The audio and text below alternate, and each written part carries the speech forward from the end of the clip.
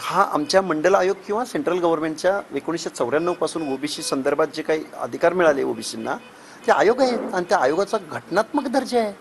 आणि कुणी घातल्या, कशा घातल्या, ॲड झाल्या, हे बोलणं म्हणजे पारावरच्या कट्ट्यावर बसून गप्पा मारण्यासारखा प्रकार आहे हा.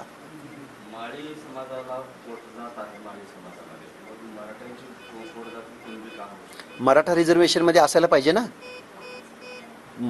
कुणबी रिझर्वेशनमध्ये आहे म्हणून मराठा समाज रिझर्वेशनमध्ये घ्या म्हणण्यापेक्षा माळी समाज आहे ना त्यामध्ये, मग माळ्यांच्या पोटजाती येणारच ना. तुम्ही उलट एक्झर्शन कसं करताय? लोहार कुणबींचा ओबीसीत का समावेश केला नाही असं कुणी सांगितलं लोहार ओबीसी मध्ये नाही येत म्हणून? घिसाडी लोहार, गाडे लोहार, लोहार आहेत ना. एनटी म्हणजे ओबीसी अंतर्गतच आहे ना साहेब. महाराष्ट्राला पुरोगामी महाराष्ट्र यासाठी म्हटलं गेलं की महाराष्ट्रामध्ये 27%, 29% ओबीसी रिझर्वेशनमध्ये, 19% 12 बलुता वगैरे ह्या सगळ्या गोष्टी आहेत. आणि विजय एनटी अ ब क ड मध्ये हे बायफर्गेशन आहे की ज्याच्या त्याच्या एकमेकाच्या हक्क आणि अधिकारावरती अतिक्रमण होऊ नये म्हणून. बघा, मी माझ्या महाराष्ट्राला एक जबाबदारीनं सांगू इच्छितोय की विजय एनटी आणि ओबीसीचं आरक्षण हे एकच आहे. कुणीही विजय एनटी वेगळा आहे, धनगराचं आरक्षण वेगळं आहे. आम्ही कुठं त्यांच्यातलं मागतोय, आम्ही कुठं त्यांना हात लावतोय. मग धनगराचे नेते कशासाठी येत आहेत? धनगर समाजाच्या बांधवांना माझी कळकळीची हात जोडून विनंती आहे की आपण टोटल ओबीसी पैकी, मला ह्या गोष्टी क्लिअर करायला पाहिजेत म्हणून मी आपण वगैरे असं बोलतोय, तर धनगर समाज हा 3.5% रिझर्वेशन NTC मधलं घेतो. NTC म्हणजे ते जे ओबीसीच्या 27% रिझर्वेशनपैकी आहे. आणि मग धनगर समाज जर 3.5% रिझर्वेशन घेत असेल, आमच्या समाजामधल्या अनेक लोकांनी म्हणजे शिवाजीराव बापू शेंडगे असतील, अण्णासाहेब डांगे असतील, मल्हारी माहुलकर असतील, अनंतकुमार पाटील असतील आणि बाकीचे मग तत्कालीन प्रतापराव ढाकणे असतील, दिबा पाटील असतील, त्यावेळीची जाणती मंडळी होती. त्यांच्या मनामध्ये संवेदनशीलता होती. त्यांना समाजमान, समाज भान होतं.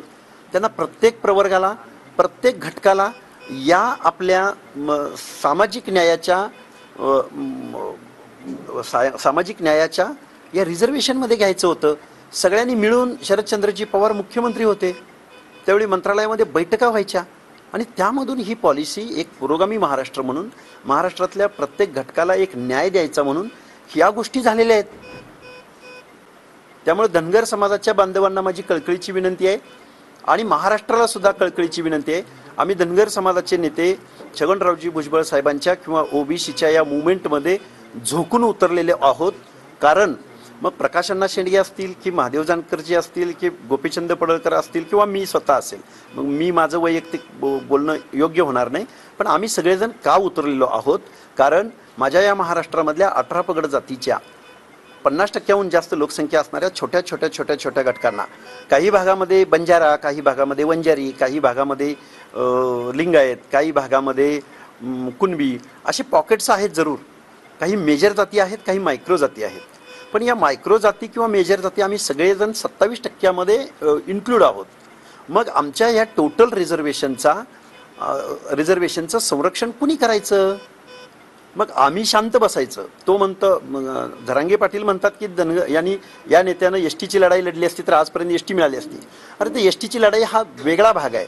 पण आमच्या टाटामधलं जे आता 3.5% रिझर्वेशन आहे, आत्ता आमची मुलं कुठेतरी शिक्षक होत आहेत, कुठेतरी नोकऱ्यामध्ये जायला लागलेले आहेत. त्या लोकांचे कॉल येत आहेत रात्रंदिवस. जी मुलं आता अभ्यास करत आहेत, ज्या मुलांना ॲडमिशन एंट्री पॉईंटला या सर्टिफिकेट हवे आहेत, त्यांनी आता आमचं हे 3.5% रिझर्वेशन सोडून द्यावं का? आणि आम्ही एसटी म्हणजे आम्हाला गाजर दाखवायचं पुढचं, आमच्यामध्ये दरार निर्माण करायची. भुजबळांच्या मागे लागू नका, भुजबळांच्या सांगण्यावरून हा काम करतोय, धनगर समाजाचा माझा विरोध नाही, असलं काहीतरी इलॉजिकल, अतार्किक बोलून आमच्या लोकांचा बुद्धिभेद करायचा प्रयत्न जरांगेंनी करू नये. कारण पहिली आरक्षण पॉलिसी त्यांनी समजून घ्यावी. तुम्हाला आम्ही भाऊ मानलं, मात्र तुम्हीच आमच्या ताटामध्ये विष घालवलं.